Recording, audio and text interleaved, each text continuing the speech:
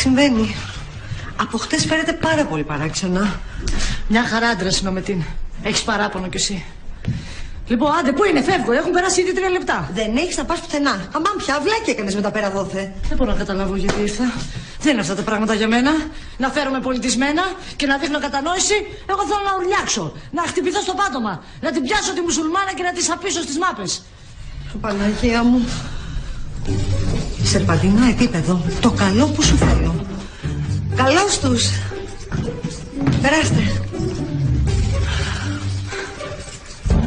Σε ευχαριστώ για όλα.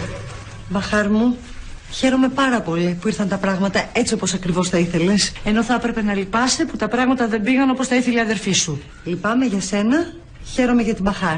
Αλέξανδρε, πώς πάνε τα κέφια, μια χαρά σε βλέπω. Ναι, μια χαρά, μια χαρά. Και βέβαια. Γιατί να μην χαίρεσαι εσύ, για ποιο λόγο, έχασες κάτι? Αντιθέτως, κέρδισες αυτό που πάντα επιθυμούσες. Ενώ εγώ βάζεις καταντίνα. Μυρτώ, εσύ μου είπες ότι είχε ηρεμήσει. Έχει ηρεμήσει, αυτά είναι τα τελευταία ξεσπάσματα. Λοιπόν, να σας συστήσω. Από εδώ η Ντίνα, από εδώ η Μπαχάρ. Μπαχάρ, η αδελφή μου η Ντίνα.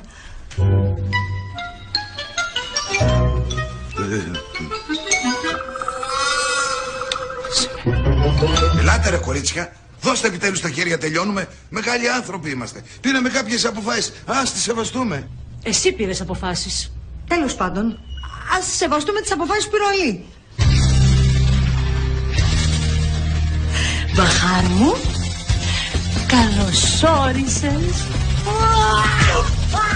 Jawohl, listen!